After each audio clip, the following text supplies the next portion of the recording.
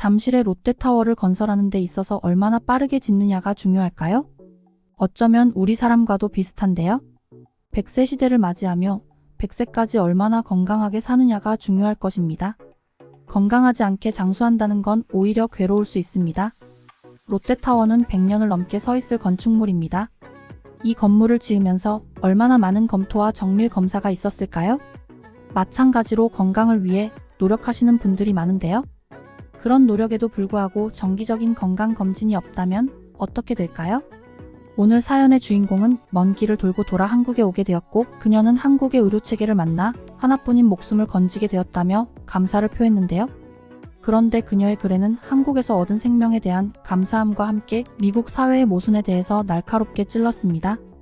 사연을 접한 많은 사람들은 그녀의 매력에 빠져들었고 결국 미국에서도 선한 영향력이 행사되었습니다. 지금부터 사연 만나보시겠습니다. 안녕하세요. 저는 국제 변호사로 활동하고 있는 글로리아라고 합니다. 중산층 부모님이 계신 미국의 평범한 가정집에서 자랐고 부모님은 대학하기가 인생에 큰 도움이 된다는 교육 철학을 가지고 계셨습니다. 때문에 저는 큰 꿈 없이 평범하게 대학을 다니고 있었습니다. 그렇게 대학교를 성실히 다니며 마지막 학년을 다니고 있던 때였습니다. 한국인 친구들과 어울리게 되었는데요. 꿈이 없던 저에게 한국인 친구들은 자극제가 되기에 충분했습니다. 같이 국제 변호사에 도전하자고 하는 한국인 친구가 있었죠. 사실 그때 만난 한국인 남자친구가 저에게 그런 자극을 주었습니다. 결과적으로 그 친구가 있었기에 제가 지금 국제 변호사가 되었습니다. 남자친구는 누가 보더라도 깔끔한 인상의 동양인 같지 않은 큰 키를 가졌고 운동도 좋아하는 멋진 친구였습니다. 그리고 공부도 잘했고요. 저는 남자친구의 한마디 한마디에 영향을 크게 받던 시기였죠. 남자친구는 국제 변호사가 되기 위해 미국으로 유학을 왔고 로스쿨에 진학하기 위한 공부를 하던 학생이었습니다. 국제 변호사나 일반 변호사가 되기 위해서는 로스쿨을 졸업해야 하는데 미국의 로스쿨에 입학하기 위한 조건은 어떤 전공이든지 학위를 가진 사람 중에서 로스쿨 자격 시험을 거쳐 진학할 수 있게 되는데요. 때문에 미국에서는 대학생 때 학업의 의지를 가지고 뒤늦게 꿈을 가져 로스쿨에 도전하는 학생이 많습니다. 저도 이런 케이스죠. 당시에 남자친구를 많이 사랑했고 그와 먼 미래까지 생각하고 있었습니다. 그리고 그 또한 저와의 먼 미래를 생각하고 있기 때문에 저에게 로스쿨에 진학하라고 하는 줄 알았죠. 단순히 즐기는 관계에서 이렇게 심각한 이야기를 하지는 않으니까요. 나중에 서술하겠지만 저는 큰 배신을 당하죠. 저는 어차피 대학교 마지막 학년을 다니고 있었고 로스쿨에 진학하기 위한 전공 조건도 충족이 되어 있는 상태였습니다. 6개월 정도 시험 공부를 했고 감사하게도 로스쿨 자격 시험에 통과했습니다. 부모님도 제가 높은 목표를 가지고 있다는 것에 감사해 하시며 로스쿨 진학의 지지를 보내주셨습니다. 저와 남자친구는 둘 다 로스쿨에 입학 지원서를 냈고 제가 오히려 남자친구보다 좋은 로스쿨에 갈 수 있었지만 저는 남자친구와 같은 로스쿨에 진학하기로 결정했습니다. 부모님도 나중에 좋은 변호사 부부가 되라며 저에게 슬쩍 응원도 보내주셨죠. 그리고 학교 앞에 따로 집도 렌트해주셨죠. 그렇게 저와 남자친구는 늘 붙어 다니며 하루 종일 공부를 하고 서로가 힘들 때 의지하면서 학업에만 집중하는 바람직한 커플이었죠. 하지만 사람 일이라는 게 늘 뜻대로만 되지는 않듯이 저와 남자친구는 이별을 하게 됩니다. 남자친구는 저에게 접근한 이유가 학업 스트레스를 푸는 방법을 찾기 위해 자신의 욕구를 해결하려는 목적으로 저를 만났다는 주변 사람들의 진술이 있었고 저희 집안에서 지원해주는 집 렌트를 처음에는 고마워했고 부모님께도 전화도 자주 드리더니 어느 순간부터는 그것을 당연시한다는 느낌을 받아왔었죠. 그리고 결정적으로 남자친구가 저와 저희 부모님이 이렇게 지원을 해주는 것이 시간이 지날수록 부담으로 다가오게 되었다더군요. 마치 저와 결혼을 반드시 해야만 할 것 같은 분위기가 부담스럽다고 했습니다. 실망감과 배신감이 들었지만 저의 욕심이 컸다고 생각하고 글을 보내주기로 했습니다. 하지만 마음이 아픈 것은 사실이었습니다. 마음과 함께 몸도 아파오기 시작했습니다. 남자친구와 헤어진 뒤 음식을 잘 섭취하지 못했고 밤샘 시험 준비를 하다가 정신을 잃고 병원에 실려간 적도 있죠. 몸 컨디션이 공부를 할 수 없는 수준에 다다르자 1년 휴학을 하고 쉬는 시간도 가졌습니다.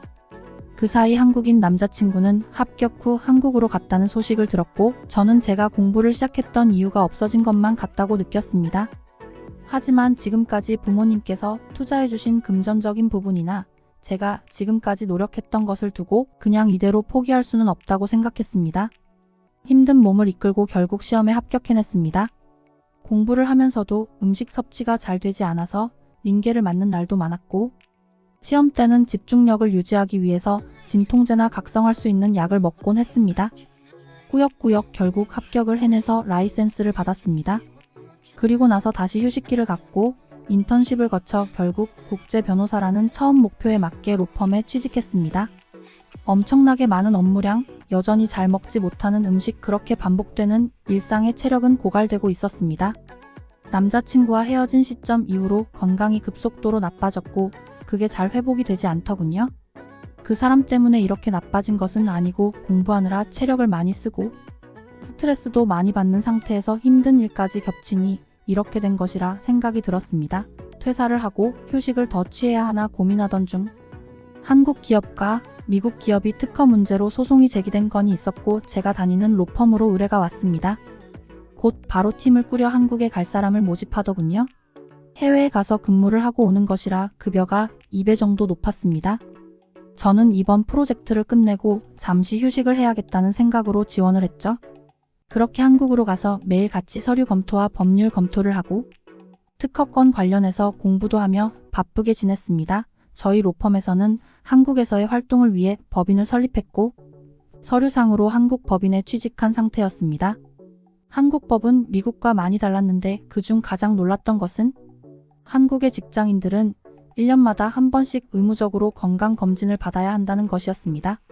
심지어 직원이 건강검진을 받지 않으면 회사에 과태료가 부과된다는 사실이죠. 반면에 미국 회사에서는 이런 규정이 없습니다. 다시 말해 미국에서는 회사에서 직원들의 건강검진을 해주지 않아도 문제가 없습니다. 물론 회사 규모가 크면 직원 복지 차원에서 건강검진을 시행해주긴 하지만 그 빈도가 매우 적고 심지어 아주 기본적인 검사만 해줍니다. 혹시라도 조금 더 자세히 검진을 받고 싶으면 개인적으로 추가 비용을 내야 하는 상황이죠. 하지만 한국은 종합검진 비용이 1인당 150달러가 되지 않고 회사에서는 전혀 부담스러워하지 않았습니다. 그리고 이런 건강검진을 받는 문화는 그들에게는 일상이었죠. 미국과 아주 많이 달랐습니다. 그동안 소화기 쪽에 문제가 있다고 생각하고 정밀 검사를 받아봐야 되나 고민하던 시기였는데 마침 이런 제도가 있다고 하니 제가 가장 먼저 신청을 했습니다. 검진 항목은 정말 다양했습니다. 심지어 초음파와 내시경까지 해준다고 하는데 100달러 안팎의 비용이라는 게 믿기지 않았습니다. 물론 저는 수면 내시경을 신청해서 수면 주사 비용만 30달러 정도 개인적으로 지불한 것 이외에는 없었습니다. 전날 저녁부터 금식을 하고 오전 이른 시간에 검진센터를 찾았습니다. 병원 안에 있는 작은 검진센터 구역인 줄 알았는데 건물 전체가 검진만 한다고 하더군요. 그리고 수많은 사람들이 건강검진을 받기 위해 번호표를 뽑고 접수를 기다리고 있었습니다. 한편으로 미국에서도 이런 제도가 있어야 하는데 그렇지 못한 게 아쉬웠죠. 병원에서 제공해주는 분홍색 옷으로 갈아입고 키와 몸무게를 측정하는 것부터 시작해서 천천히 하나씩 검사를 받아가기 시작했습니다. 혈액 검사를 한다며 체열을 하는데 체열량이 상당했습니다. 20종이 넘는 검사를 해준다고 하더군요. 엑스레이 검사, 구강 검사를 마치고 초음파 검사실에 들어섰습니다. 미국에서 초음파 검사를 한 번 받아보는데 2,000달러 이상 지불해야 되는 경우도 있습니다. 여기서는 그냥 해준다니. 미국 병원의 단골이었던 저는 감격스럽기까지 하더군요. 그리고 난생 처음으로 모든 장기를 검진받았습니다. 이렇게까지 꼼꼼하게 해주실 줄은 몰랐죠. 그리고 수면 마취 후 내시경 검사까지 받았습니다. 마지막으로 진료실에 들어가서 결과를 들었는데 저는 놀랄 수밖에 없었습니다. 갑상선 기능에 문제가 발견되었고 그 때문에 체력적으로 상당히 힘든 증상이 나타날 수 있다고 했습니다. 그리고 위에 종양이 발견되었다고 하더군요. 빠른 시일 내에 수술 날짜를 잡자고 하셨습니다. 저는 그 자리에서 눈물을 흘렸습니다. 내가 이렇게 몸이 아픈 게 다 이유가 있었구나 하면서 한편으로는 이렇게 쉽게 찾아낼 수 있는 것들인데 미국에서는 약 처방만 해주고 비싼 검사를 받아볼 엄두도 내지 못한다는 현실이 억울하기도 했습니다. 제가 서럽게 울자 의사 선생님은 당황하시며 저를 달래시기 위해 노력하셨습니다. 밖에 계신 다른 간호사님들 두 분도 오셔서 저를 진정시키려고 하시더군요. 제가 이 자리에서 오는 게 뒤에 기다리는 다른 사람들에게 피해를 주는 행동이라는 것은 알고 있었지만 그래도 갑상선 기능 저하에 위에 암까지 있다뇨? 처럼 마음이 진정되지 않았습니다. 시간이 지나 결국 진정을 하고 설명을 듣기 시작했습니다. 의사 선생님은 의아한 표정으로 갑상선은 약을 처방 받아 드시면 되고 위는 간단한 수술만 하면 되는데 왜 이렇게 오냐고 하시더군요. 그리고 사망 확률이 5%도 안 되는데 설명도 다 안 듣고 과하게 반응하시냐고 조금 화내시는 것 같기도 했습니다. 지금 생각하면 제가 난리를 심하게 치긴 했었죠. 저는 암 진단을 받았는데 어떻게 진정이 되냐 되물었죠. 빨리 수술 날짜 잡아서 수술하면 되니까 걱정하지 말라고 하시더군요. 그냥 혼자 오셔서 수술 받고 가시고 다들 멀쩡히 살아간다고 하더군요.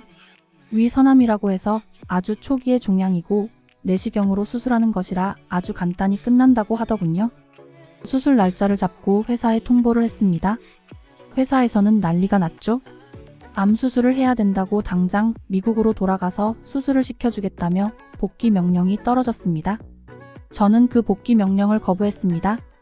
미국으로 돌아가면 한국 병원의 진단은 믿지 않을 것이 분명했고 당연히 재검사를 한다는 이유로 날짜를 조율하는데 빨라야 2달 새로이 수술 일정 잡는데 또 빨라야 2달이 걸릴 게 분명했죠. 그럼 초기 상태의 암은 상당히 진행이 될 것이고 생존 가능성은 점점 줄어드는 것이죠. 한국에서 수술 날짜를 받아왔으니 여기서 받겠다고 했죠. 그러자 미국 본사에서는 직원까지 내려보내며 저를 설득하려고 하더군요. 저는 건강검진센터에서 제가 본 모든 것을 설명하고 한국의 의료 장비가 결코 미국과 비교해서 뒤처지지 않는 것도 설명했죠. 미국 병원의 단골인 저는 아무리 의학적 지식이 없다고 해도 그 정도는 알 수 있었으니까요. 미국 본사에서 내려온 직원은 전혀 믿지 않는 표정을 지으며 저의 행동을 이해할 수 없다는 듯이 쳐다봤습니다. 제가 끝까지 한국에서 수술을 받겠다고 고수하니 회사에서는 법적인 책임을 다하려 했으나 스스로 응하지 않았기에 어떤 일이 생기더라도 책임을 질 수 없다는 동의서를 받아낸 뒤에나 돌아가더군요. 결국 한국 병원에서 수술을 했고 입원도 없이 바로 퇴원을 했습니다. 이 회사에서 호들갑을 떨어주는 덕분에 합법적으로 2달간의 유급 휴가도 받았고 갑상선 약을 먹으며 체력도 회복했습니다.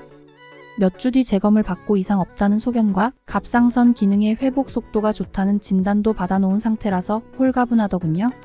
그런데 한편으로는 미국에서는 검진만 잘 받았다면 어렵지 않게 회복이 가능했을 텐데 과연 무엇 때문에 이렇게 지구 반대편에 와서야 진단을 받고 치료를 받게 되었는지 한편으로는 너무나 속상했습니다. 그동안 몸이 항상 아팠던 것이 전 남자친구 때문이 아니란 것은 알고 있었지만 뭔가 원망거리라도 찾자는 마음에 한 사람을 죽어라 미워했던 저를 반성하는 계기도 되었죠. 그렇게 시간이 흘러 이번 특허 소송건은 결국 잘 해결되었고 1년을 예상했던 것과 달리 2년 넘게 길어진 소송 덕분에 미국으로 돌아가기 전에 한 번 더 그 검진센터에서 검사를 받게 되었습니다. 첫 검사 때 검진센터를 뒤집어 놓을 만큼 시끄럽게 굴었던지라 저를 알아보시는 간호사분도 계시더군요. 그 간호사님께 작은 미소로 응답했고 그 간호사분은 환한 미소로 화답해 주셨습니다. 그리고 지금은 미국에서도 법인들이 의무적으로 직원들의 건강생활 서비스 비용을 지불해 주어야 한다는 내용의 법안 발의를 위해 좋은 뜻을 가진 사람들과 함께 노력하고 있습니다. 제가 미국에서 더 근무하면서 살았다면 지금쯤 이 글을 작성할 수 없었기에 작은 시스템 하나가 수많은 목숨을 살릴 수 있다는 것을 알지 못했을 것입니다. 그리고 오늘도 퇴근 후 제가 말씀드린 법안 발의를 위해 노력하고 있습니다. 오늘 사연의 주인공은 젊은 나이에 맞지 않게 건강을 잃었고 그 이유가 생각보다 간단히 진단될 수 있는 것임에도 불구하고 먼 길을 돌아 한국에서 치료를 받았습니다. 듣기 주셔서 감사합니다. 오늘의 영상은 이게 전부입니다. 모두가 건강하길 바랍니다.